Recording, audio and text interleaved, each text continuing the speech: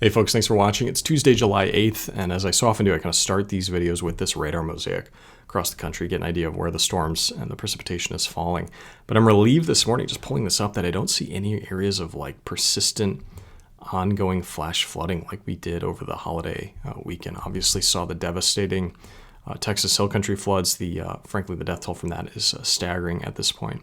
But then later in the weekend, kind of Sunday night into Monday, we saw significant rainfall associated with the remnants of Tropical Storm Chantal moved into North Carolina, 10, 11, 12 inches plus of rain. The remnants of that, at least in the early morning hours here this morning, recording this about 6 a.m. Central, are actually on the mosaic here as this kind of spinning system. You can see it, very weak, a post-tropical system at this point, kind of heading out of our area of concern. Now, there is radar returns on this. We saw an expansive thunderstorm complex move through the Omaha metro area overnight. That has been weakening here this morning, but bringing some rain to portions of Missouri and Kansas as well, as that kind of weakens toward Illinois here at about 6 a.m. If I kind of replay this, you can see as that move through the state line pretty quickly here, leaving some wind reports and the severe reports. We'll take a look at those in a minute. But as often the case, kind of weakening here this morning. Now, if you look closely, there is this kind of outflow boundary. We sometimes hear it called a fine line, because frankly, it looks like a fine line on radar, if you can see that closely. That's a rain-cooled boundary between some cooler air underneath the storm and some warmer air to the south. And you can think of that kind of like a modified front, if you will. And as we go through the day today, sometimes that can serve as a area of organization for additional thunderstorms. We'll have to keep an eye on that.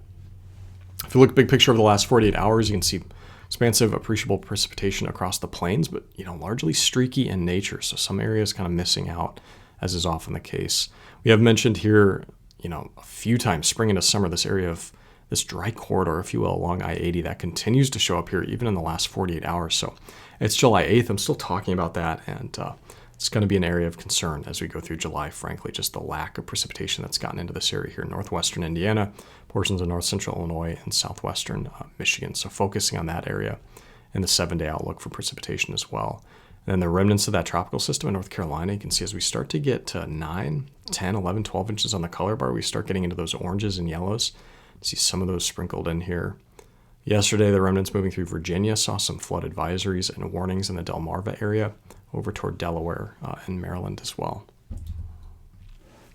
If we look at the reports yesterday, again, over here on the Central Plains, the expansive complex brought wind reports, some hail reports to Nebraska, western Iowa. Saw some tornado reports up here near North Dakota, and then over here in northeastern Colorado, and then just some wind reports over here in the Mid-Atlantic, Eastern Corn Belt, and New York as well. There's Chantal, that post-tropical cyclone. Again, not really a concern at this point any longer, and then the rest of the basin pretty clear as far as the National Hurricane Center is concerned across the Atlantic. Eastern Pacific, surprisingly, pretty quiet as well. Just one area of potential formation, but that's at 10%. So, really kind of both basins quieting down here in July. Eric mentioned some of the smoke conversation yesterday. Saw some of this push through the Midwest. This is the forecast here this morning from the HRRR, the near-surface smoke through the day today. And yesterday, noticed some hazy skies here in east central Illinois. So sure enough, that HRRR forecast doing a pretty good job. You can see some of these fires burning here in Manitoba, western Ontario, as Canada continues to see wildfire activity. But the reason I'm showing this more so today is that we're starting to pick up the wildfire activity in the western U.S. as we get into kind of the peak wildfire season in late summer. I think this will increasingly be a concern just given the lack of rainfall out there. And then frankly, as I get into the forecast, we're going to be talking to heat in the western U.S. and kind of combining the two together, can imagine more wildfire risk this year. So you can see some burning here in Northern California, Northern Washington, Central Nevada, and then South Central California. And we actually have a drought index more so geared for wildfire fuels. It's the Keach-Byram index showing that here. So the hot spots on here often, not always, but often just kind of link up with those hot spots that we see in terms of wildfire and smoke. So Northern California, so Central California into Arizona, and then over here in Northern Washington as well, showing up on this map as well. And if I just jump back to the HRRR smoke forecast from this morning, you can see some of those current fires burning and some of those same areas there. So kind of a helpful drought index that we can keep track of this year. One of these fires, this was actually last week in south central part of California. Here's the San Joaquin Valley. That's Bakersfield right there. I'm going to replay this quickly. But this burned very quickly. I believe this was July 2nd. The evening hours here, and a colleague of mine, Jandy Jones, got these awesome pictures of that wildfire. But again, burned very quickly. You see that smoke column, this pyrocumulus rising into the atmosphere. Now, as these kind of rise like this, they are, it's similar, right, to like an updraft. And if the water vapor gets high enough, cools enough, it starts to condense into water droplets. And so you can often see some of these pyrocumulus, a proper cloud forming atop that updraft here. And there's plenty of smoke in here, but you can also get water droplets forming. And in the past, these can even kind of rain out some of that smoke in the water there and produce, something like hail and tornado as well. Fortunately, this one not doing anything like that. But just kind of amazing to see these pictures here, again, from Jandy Jones, a colleague of mine. Look at the last 30 days of precipitation. The concern, again, for the West in terms of that wildfire risk is this kind of growing precipitation deficit out west. In fact, the forecast is only going to highlight this. So as we increase the heat, increase the chance for some of these dry thunderstorms associated potentially with an active monsoon this year, I think we're going to linger that wildfire concern July, August, and September.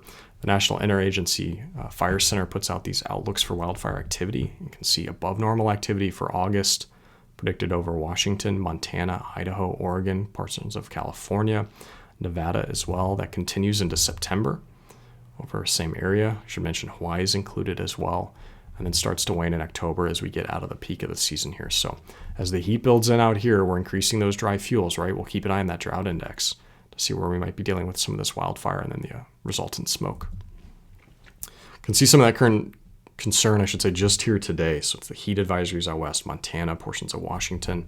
We don't have them kind of labeled or colored correctly, maybe, but what you see here in white, some of these counties highlighted in Arizona, Southern California, those are extreme heat warnings. So again, increasing the heat, increasing the fuels out west here in the forecast. Now the reason for that is we have a subtropical ridge spinning over the Four Corners region. I should really kind of draw that in the clockwise motion of that upper level ridge. Atop that, we have a ridge over the northwest, kind of bringing heat into this area here today. And then we even have a little subtropical, or at least cutoff trough here near California, and that's been helping to produce some of these kind of dry thunderstorms. And those only exacerbate the issues, right? Because they help ignite some of the fires here in Northern California. Now, I do want to make this forecast. This is the 500 millibar height forecast from the ECMWF. I'm going to make it valid. Let's do about 7 a.m. Central Time. See that ridge positioned across the Four Corners region there, and then on top of it, northwest ridge embedded more so in the proper jet stream flow. Troughing here over the central part of the country, I'm going to take this forecast forward. And you're going to see this ridge expand and strengthen across the Four Corners in the southwest on Wednesday, increasing the temperatures there. That's prompting those extreme heat warnings into the triple-digit teens across portions of the lower Colorado River Valley. But that ridge that was more anchored across the northwest proper in that jet stream flow is now moving more so over the northern plains and into the Canadian Prairie on Wednesday. And then by Thursday, moving further east. So there's kind of almost two ridges atop one another. There's the subtropical one over the Four Corners, and then another one here embedded in the broader flow. And those are going to kind of be working separately this week in terms of different areas of heat and activity. If we jump over, we can actually kind of see that, as we often can in the Storm Prediction Center outlook. So while the ridging is more so anchored across the southwest and the northwest here today, thunderstorm activity expected here across the central part of the plains over toward the Midwest. I mentioned that remnant outflow boundary here, but just a marginal risk area. I do have a risk for severe storms. I'm going to talk about this in a minute over in the mid-Atlantic. But as that ridge atop the Four Corners one, this one more kind of centered over the northwest, as it starts to move tomorrow on Wednesday over here into portions of Ontario, Manitoba, and see the storms forming around that. So you can see kind of the center of that ridge maybe over Wisconsin tomorrow. And again, leaning over on Thursday as well with some more appreciable severe risk possible over the plains or the northern plains as well as we go through the day Thursday. Now, I do want to jump over and show you the HRRR forecast for today because there is some highlight of concern for portions of the mid-Atlantic. I'll make this valid. Let's do about 7 a.m. this morning. See, it did a decent job overnight with that thunderstorm complex weakening here in the early morning hours as it has. So take this forecast through today, through lunchtime. Can see some storms trying to form here, southern Missouri, Arkansas, maybe central Illinois. With that remnant outflow boundary, you can see some of those kind of lingering here, likely sub-severe, but bring maybe precipitation to some of these dry areas that we just talked about. This is now 4 p.m. Tuesday, but maybe more so of a concern for myself. If you look over here, Virginia, Maryland, into Pennsylvania, a line of potentially severe thunderstorms moving through the D.C. area. This has some downburst potential, so some quick, fast-moving, damaging winds through portions of Delaware, even getting over to New Jersey, Virginia, Maryland as well. And you can see some of this activity over here in the middle Mississippi River Valley as well. This is 7 p.m. tonight, Central Time. As I take this into the overnight hours, you can see that activity waning predictably overnight. If we jump over and look at the 3-kilometer NAM forecast, I'm going to make this valid after lunch here. And you can see, again, near that outflow boundary over Illinois and in Missouri, maybe Arkansas. Storms refiring, this is 5 p.m. And then over here in the mid-Atlantic, even down into North Carolina, that's severe risk today for some of those downbursts and locally damaging winds. That's the primary risk here. That's why that slight risk is out, not for tornadoes or hail, but for damaging wind over here in the mid-Atlantic. I'm going to take that forecast out beyond from the ECMWF here. Again, we have this ridge moving west to east across the country, and that's going to keep this kind of roller coaster in terms of temperature, but also precipitation chances. So I'll make this valid this evening. Let's do 7 p.m. Tuesday. We talked about the potential for thunderstorms in this area, likely sub-severe, but the chance for some severe storms over here in the mid-Atlantic. Take this into tomorrow evening, Wednesday. You can see some potential storm development here across the central and eastern Corn Belt, stretching down across the mid-south into portions of eastern Texas, Louisiana, and the Carolinas all the way through the southeast as well. Maybe some thunderstorm development on the back side of this ridge over here in portions of Nebraska, South Dakota, southern North Dakota. See some of that lingering overnight. And then Thursday, more significant development. As this ridge now starts to really lean over, we get a trough in behind it and could see some more significant severe development either through Minnesota, the Dakotas, over toward Nebraska late on Thursday. So I take this forecast into Friday evening. This activity pushing off to the east, maybe more so over Iowa, Wisconsin, Missouri, and Illinois through Friday evening. See a low pressure system now associated with this, and then this lingering front, this area of organization for precipitation as we go through the day Saturday. And then Sunday, seeing more northwest ridging at this point start to reestablish. And I'll show you that in that flow. So if I double back here, if I take this forecast out Friday, Saturday, now Sunday, this is July 13th, you can see more broader northwest ridging, and that's bringing some northwest flow across portions of the middle part of the country. So as I take this ECMWF forecast out through the early part of next week, you can see some of that northwest flow activity now over portions of the central and northern plains, and that really expands across the middle part of the country next week, Wednesday, and then Thursday, a corridor of widespread precipitation across a significant growing area right in the middle of July at this point. Also, if you've noticed, I want you to just keep an eye on North Carolina here in this forecast. They have been kind of sneaking before the remnants of that tropical system came through. They were starting to get a little bit on the drier side. If I take this forecast Tuesday, Wednesday, Thursday this week, now Friday, Saturday, going quickly Sunday, Monday, I mean just every day. Looking at storm chances this Tuesday of next week, Wednesday, and just if I jump over and pull up the National Weather Service forecast, I picked Fayetteville, and I'll zoom in here. I mean, today, chance for storms, Wednesday, 80% chance of storms, Thursday, 90, Friday, 80, Saturday, 60, and then this even goes further out, Sunday, chance for storms, Monday, showers likely, possible. I mean, so 7-8 day forecast with a pretty decent chance for storms every single day. And portions of the Carolinas at this point. If we look at this all big picture, the 7-day outlook for precipitation anomalies, again, North Carolina, the mid-Atlantic, definitely on the wetter side here.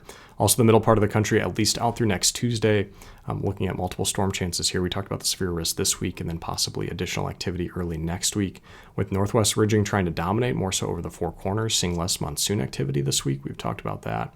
And generally on the drier side through portions of the northwest. Now, because that ridge is leaving this week and then reestablishing, it's going to open up these brief corridors for some rain to get in here. It'll be important to capitalize on some of that for some of the acres in here, given a broader tendency, at least here in the middle part of July, for the northwest to go over dry. There have been some holes showing up here in some of the forecasts. This area that I'm circling here in the eastern Corn Belt will get rainfall over the next 7 days. I think the concern here is that, much like we've seen through that I-80 corridor, it's been on the backside, or I should say maybe the eastern side of some of these systems. So the storm debris, sometimes what we call it, tends to be weaker. And a great example of that, right, is just this morning, right? If you're here in western Illinois, you're getting kind of the lingering effects of this system here, and you're not getting nearly as much precipitation as what fell here through portions of Iowa or Nebraska.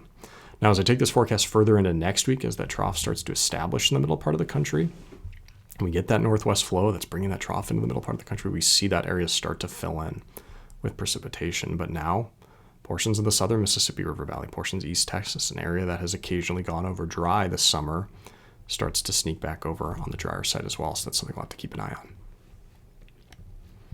Do you want to jump over? This is the ECMWF ensemble probability of less than a ½ inch of rainfall. I'm going to start this here this morning, and I'll take it through the day today, and you can see precipitation and storms expected in the mid-Atlantic, some chance for additional storms here in Illinois, and then Arkansas. Probably the better chances for getting out and above a ½ inch of rainfall. So take the forecast continually through this week. Here's the storm chances as they arrive at the end of this week. And I'm taking this all the way. Let's do a full 7-day forecast at this point. And again, you can see the eastern Corn Belt showing up. It's kind of the best chances for areas in the eastern part of the country to have a less than a ½ inch over the next 7 days. So we'll have to watch this area closely. I mentioned northern Illinois, northwest Indiana, and southwest Michigan. Now, better chance than not that we're getting over a ½ inch, but there are some areas kind of sneaking in here closer to 50%. Another area of concern, right, the Canadian Prairie, the northwest Montana area where we do have established dryness already. And then, of course, the western U.S., right? This is a drier time of year climatologically, but with wildfires already burning, we have to keep an eye on this area here. Kind of another way we can look at this is the ECMWF ensemble probabilities for temperatures exceeding 90 degrees Fahrenheit. Now, if you remember, we saw more of the ridging starting to establish here in the northwest, generally more troughing, just given the yin-yang pattern of the atmosphere, establishing over the middle part of the country. So take this forecast forward. This is through the day today. So there's warmer temperatures off to the west or the southeast, the Carolinas, Georgia. Through the day Wednesday, you can see that ridge trying to get out, right? Over the northwest, you can see that those 90s getting into the plains, lingering across the southeast. By Thursday, again over the central plains, trying to get up into the northern plains, sneaking over toward the Midwest here. On Friday, again with that ridging trying to move to the east, seeing some of these 90-degree temperatures sneak over here, maybe into the Midwest, but not seeing widespread 90s in mid-July. I mean, it's just impressive lack of heat, I think, at this point. See by Saturday, some of that trying to get over here into the eastern Corn Belt, the mid-Atlantic, but right, we're not seeing this widespread, 80 to 90% probability of temperatures exceeding 90 degrees Fahrenheit. So I take this into Sunday, Monday of next week, now Tuesday. Again, some of these trying to sneak back up in the middle part of the country, but this is just 90 degrees Fahrenheit. It's not 93 or 94. So kind of an impressive lack of 90-degree temperatures here forecast from the ECMWF over, a significant part of the corn growing region and soybeans that are starting to enter reproductive growth stages with relatively favorable temperatures, I think, at this point. And also kind of see this in the day 3 to 7 U.S. hazards outlook. If we look at where the heat is, southwest, western U.S., where they're concerned about heat. And if you just think about ridge riding thunderstorms in summer, the ridges tend to produce underneath them the greatest heat risk. Well, if you're going to ridge ride around that, you're going to see thunderstorm activity kind of in this area here where we see the severe weather concern later this week. If you're going to ridge ride around some of this heat here in the southeast, it's going to be like that. And you're going to see precipitation here over the middle plain, the central plains, I should say, maybe the Midwest, or over here in the Carolinas. So just kind of generally, if you're warm here, or you're warm over here, you tend to be cooler and wetter in the middle part of the country, especially in July. We're seeing that hold true. Eric talked about this yesterday, but just tracking the Bermuda high here this morning, again, can see the trajectories across the Atlantic, up and through the Gulf of Mexico, and then pushing up into Texas and through the Central Plains. So we still have decent flow coming around the mid-Atlantic, or I should say the Atlantic itself. Now, I will say, if you just kind of look closer at the Bermuda high, I kind of see three, I don't know if I can call them sub-highs or embedded highs. There's one here near the Azores. You can kind of complete that there. There's one here. This is what we'll call that kind of proper Bermuda high, and this is what's pushing a lot of those precipitation chances up into the Carolinas, South Carolina, North Carolina, Virginia, including that severe threat today. And then I don't know what we want to call this one here, maybe the Tampa high, this kind of third appendage of it, and this is helping to push precipitation chances back up into the Central Plains today. So keeping an eye on this third one, because if this one kind of starts to push or linger around, right? We talked about how next week this area may be going drier here in the southern Mississippi River Valley. That's maybe that Tampa high lingering around. At times we called this the Nashville high this year, this kind of third piece to the Bermuda high. If this gets stronger and stronger and the proper Bermuda high here starts to weaken, that would increase some of this drought risk maybe across the southeast or the mid-Atlantic. Not seeing that right now, but just given its proximity, it is something to keep an eye on. We want to take this ECMWF AIFS. This is their ensemble for the AI model out into the future. So I'm going to take this into this weekend. Kind of already covered some of the precipitation chances this week. There's that trough bringing precipitation on Friday and Saturday to the middle part of the country here. That northwest ridge kind of re-entrenching itself this weekend, bringing some heat there to the western U.S. But as we take this out into next week, still seeing that weakness in the flow. So ridging and heat out west. This is Wednesday, July 16th. Heat over here in New England, maybe the mid-Atlantic, starting to sneak into the eastern Corn Belt. Maybe some warm temperatures here over the southeast. But generally speaking, troughing across the middle part of the country, and this would bring significant precipitation chances to this corridor here. Maybe ridge riding thunderstorms too around here in the eastern Corn Belt. And as I take the forecast further, I don't see a huge change. In fact, if anything, some of these longer range models are really bringing ridging into the Gulf of Alaska. This would be a favorable forecast for a more northwest flow across the middle part of the country here. Can see some heights trying to rise here over New England. So again, maybe more heat risk here and more heat risk here over the northwest in some of these forecasts here. If we look at the AFS, the operational run, again, I'm going to take this through next week. Let's start to get toward the 14th, 15th, and 16th of next week. There's that trough over the Dakotas pushing through, bringing precipitation chances maybe to the middle part of the next week. There's that northwest ridge really reestablishing over British Columbia. And then there's that New England mid-Atlantic ridge, really maybe more so New England ridge proper. So bringing heat to this part of the country, but cooler in between with precipitation chances through the middle part of the country as well. And I'll take that forecast out, and you can see that really establishing maybe in that third week of July here. Now, this is well out into the forecast. We're at 10 days at this point, so I don't want to put too much weight into this. But again, just kind of agreeing with that, largely favorable forecast for additional precipitation and a lack of heat across the middle part of the country as we get through the middle part of July. Here's the ECMWF ensemble. So this is a different physical model, but from the same outfit. And I'm taking this again quickly into the 15th and 16th of next week. And you can see that ridge over the Four Corners, that ridge over the northwest, heat concerns here over New England, less concern over the middle part of the country for appreciable heat and dryness. So again, forecast remains favorable for the middle part of July. And this was consistent with some of the long-range outlooks that we looked at earlier in July, connected with some of the typhoon activity that we saw over in the West Pacific. That's been playing along nicely. And then as Eric mentioned, a lot of the winds in this area pushing warm water into the Gulf of Alaska. I mean, it's been pretty impressive to see this signature show up. This is just the last 7 days of sea surface temperature change in the Pacific. And you can see all this warm water being pushed over here into the eastern Pacific. And now we have sea surface temperature anomalies that look like this. So a lot of warm water over here. That increases the propensity for ridging here in the upper atmosphere. That increases my concern maybe for wildfires here across the northwest. If this heat starts to expand more so to the northwest rather than the Four Corners, that would allow that monsoon start pulling back in some of that moisture here over the Four Corners. So we could see some of that too as we get through July and into early August as well. And a bit of a lull now, but just given this pattern here, I could see some monsoon activity returning. Look at the 6 to 10 day outlook from the Climate Prediction Center. This is the 13th through the 17th. We looked at this, right? The northwest ridge kind of reestablishing here. Less chance for heat over the middle part of the country. Those probabilities of 90 degree Fahrenheit being reached over the next 10 to 15 days, not very high in this corridor here.